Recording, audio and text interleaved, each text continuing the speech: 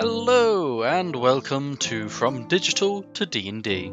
In this series, some random guy on the internet tries to take a character from fiction and attempts to turn them into a usable stat block for you to use in your games of Dungeons & Dragons. For those of you unaware, each episode of this series will be broken down into the following sections. The character introduction, where I attempt to explain the background of the character. The feature breakdown, where I point out what aspects of the character I'll be attempting to convert. The stat block, where I show off the monster sheet and explain how it works and how to use it. And finally, the plot hooks, where I explain the possible uses for the character in your games of D&D. Naturally, any character that features in this series belongs to the respective owners. With that out of the way, today's episode is about a special character in fiction and one who marks the first non-video game character in this series, though they do have a few video games tied to them. Today we are talking about the god of destruction, the king of the monsters, Godzilla.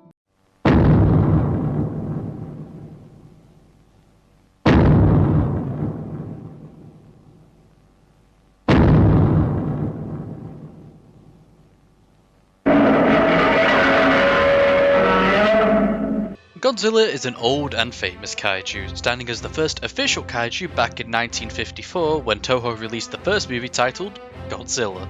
Over the last 69 years, Godzilla has starred in countless forms of media, ranging from movies, comics, games and more. The king of the monsters has done plenty in that time. In more classic depictions, Godzilla is a destructive force of nature created through the hubris of mankind, having ties to nuclear radiation. These versions of Godzilla simply wander the land to destroy all in the path, often reducing whole cities to irradiated rubble in hours. In some other versions, Godzilla is still spawned by radiation, but stands as a protector of Earth that fights to stop other evil forces. Though just because he fights to protect Earth doesn't mean he cares for humanity. We are but tiny parasites to the god of destruction. Regardless of origin, almost every form of Godzilla shares one thing in common. They are the strongest force on the planet to which all others must bow. Looking back at the original intention behind Godzilla, he stands as a reminder of the terrible power of the Hiroshima and Nagasaki bombings, to show the devastation nuclear weapons can have on us all. With such a wide history, it's hard to truly define Godzilla as he stands for so much, and with such an icon, it'd be rude to not show proper respect. As one of the world's most famous kaiju with over 69 years of media, where do we even start? Let's begin with the physicality. Godzilla is massive. The smallest height is around 50 meters, or around 164 feet. As a reminder, the Tarrasque, which is essentially D&D Godzilla, stands at around 15 meters, or 50 feet in height. When you take in versions of Godzilla like Godzilla Earth, who stands at 300 meters tall, which is around 984 feet tall, you start to see how big he really is. Now, sizes are difficult in 5th edition due to anything bigger than 30 feet being classed as gargantuan. In older editions, there were sizes beyond gargantuan such as colossal and colossal plus, and I'd say Godzilla is in the highest possible size category. His immense size is only rivaled by his power, as Godzilla is one of the strongest characters in fiction. At least one that isn't a reality warper. Traditional human weaponry such as tank rounds and missiles don't even tickle him. The big man has taken a meteor to the face and didn't even flinch. To rub salt in the wound, even if you somehow manage to hurt him, Godzilla can regenerate. He's not immortal, mind you, and enough damage can take him down, or very special weaponry like the Oxygen Destroyer can kill him. Whilst it's not Wolverine levels of healing, it's still much faster than normal healing and lets Godzilla keep powering through. Not to mention his incredible strength, as he walks through buildings like they're made of paper and can lift upward of 100,000 metric tons. In comic crossovers, he's traded blows with the likes of Superman and Thor, so the physical might of Godzilla can't be understated. But that's not even close to the most dangerous aspect of Godzilla.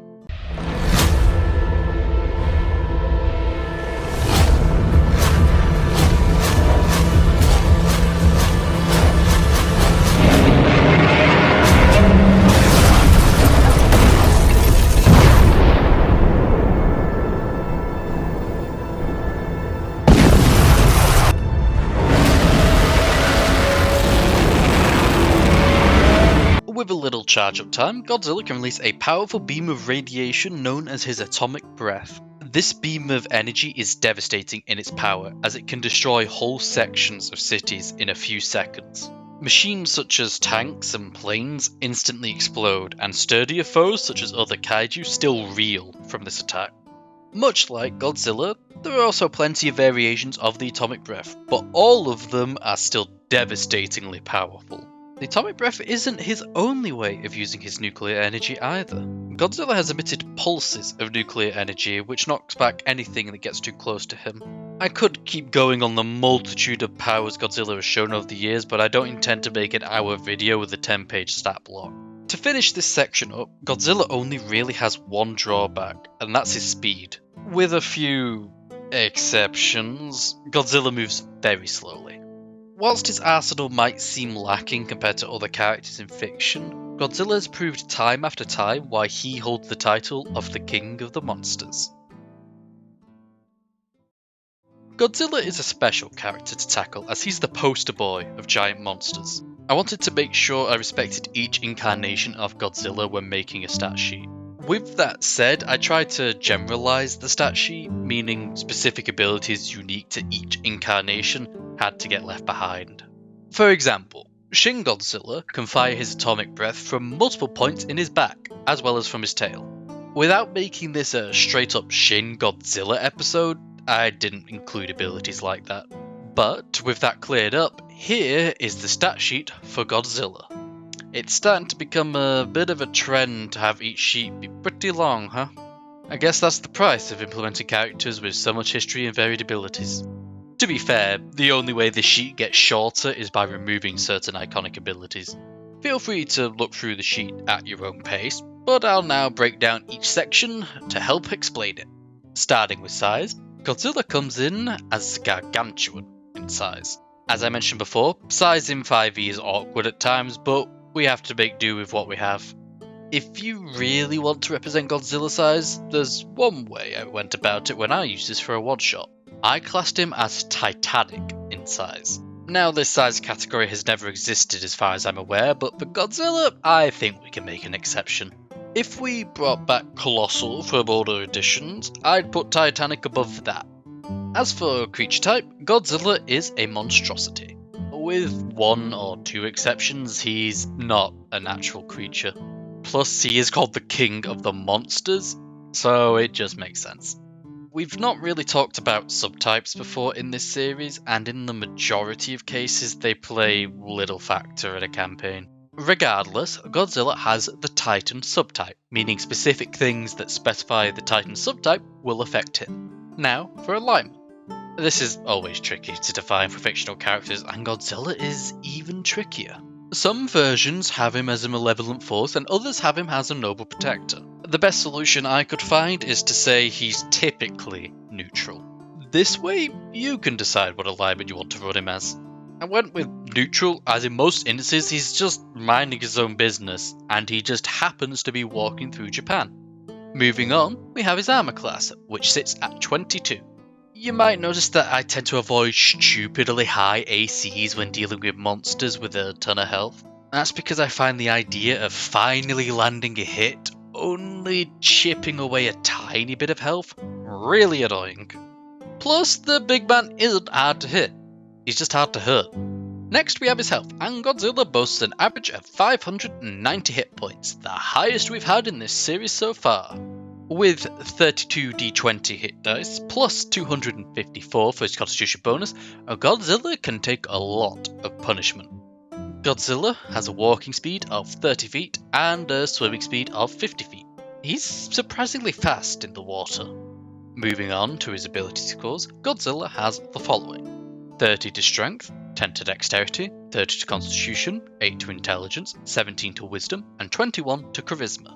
Whilst not as smart as a person, Godzilla has shown to be more than a raging brute, and has one hell of a commanding presence.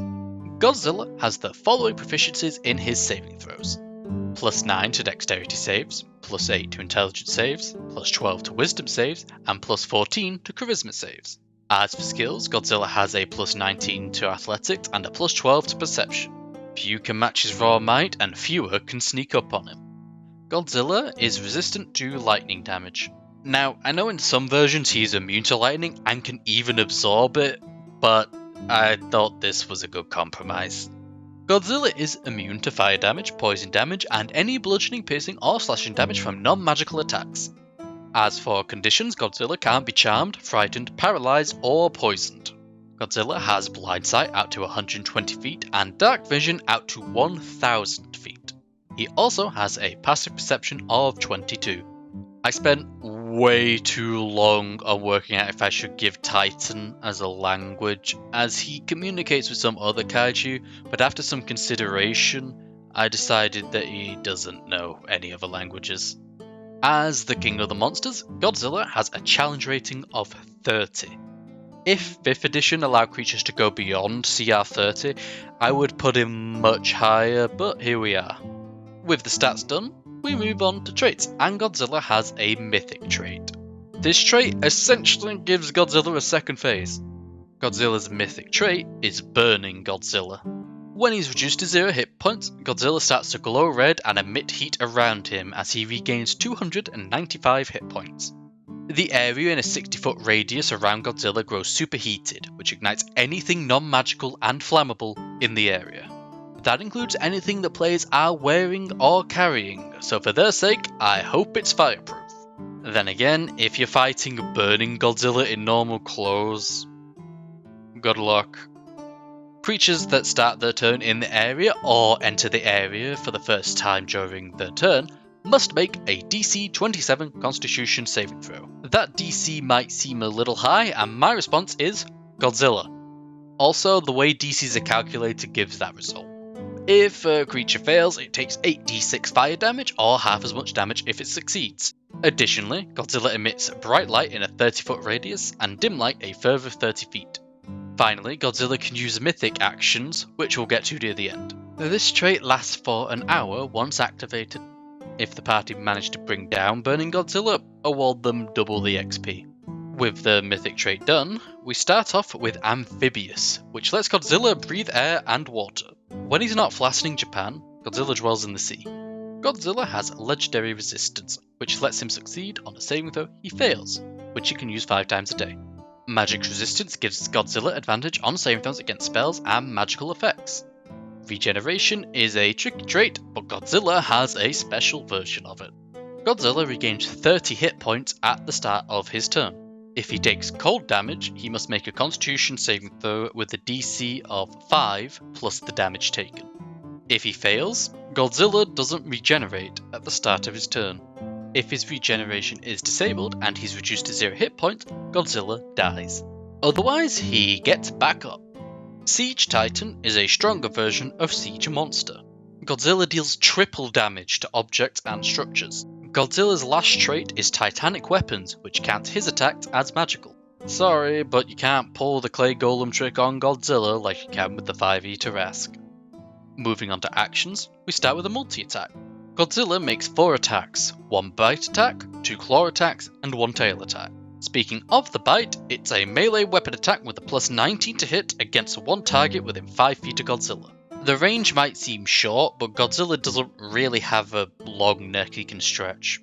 If he hits, he deals 4d12 plus 10 piercing damage. In addition, if the target is a creature, it is grappled with an escape DC of 27. Until the grapple ends, the target is restrained and Godzilla can't bite another target. You might think that this is building to a swallow, but it isn't. Toho have some rules about Godzilla eating people, and this is my way of respecting those wishes. Godzilla's claw attack has a plus 19 to hit with a reach of 10 feet, dealing 4d6 plus 10 bludgeoning damage to one target on a hit. Godzilla can also attack with his tail, which has a plus 19 to hit with a reach of 30 feet against one target.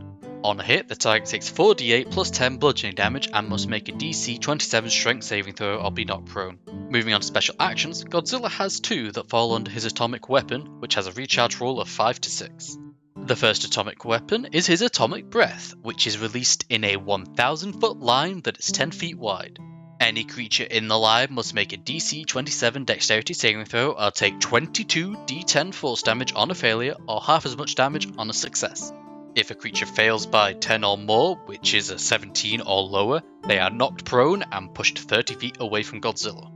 You might ask why force damage, and it came down to radiation, in my opinion, being best classed as force damage. Force damage is the raw force of magic, and one could argue that radiation falls under a raw force.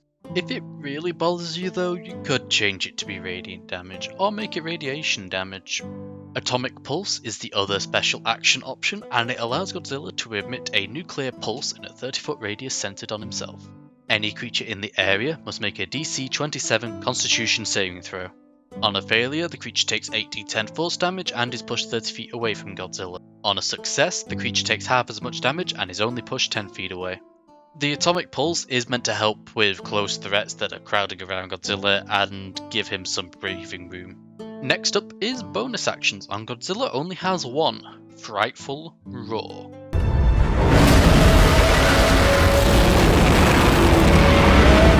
Godzilla lets out a powerful roar which forces each creature within 1,000 feet of Godzilla that can hear him to make a DC 22 Wisdom saving throw.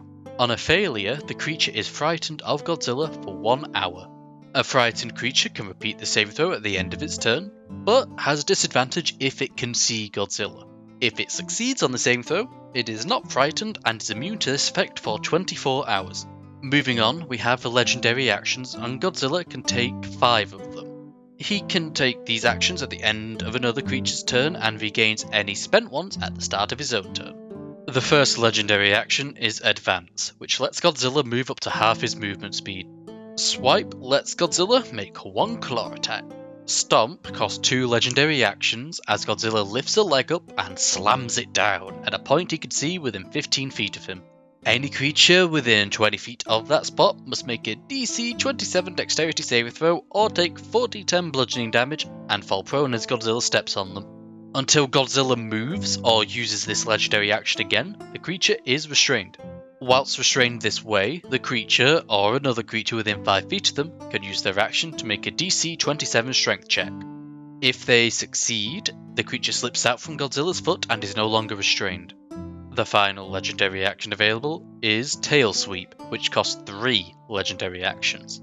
Godzilla sweeps his tail, which causes a powerful blast of wind in a 90-foot cone.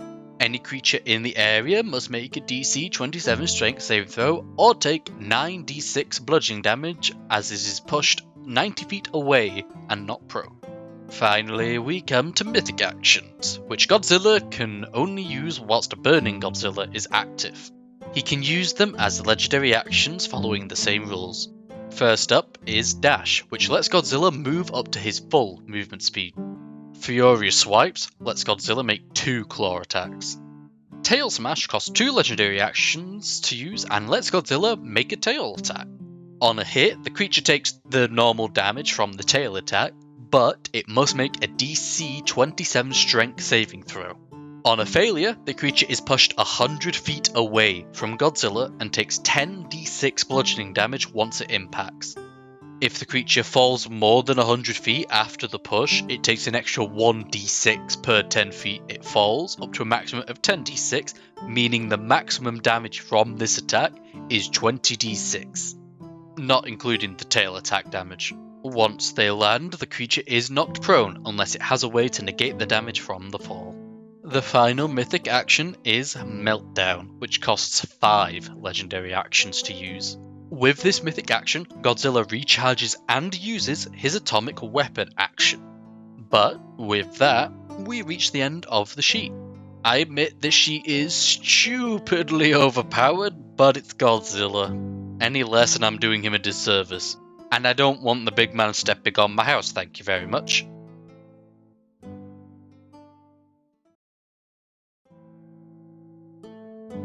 Now, the question we have presented to us is this: how do we use Godzilla in our games?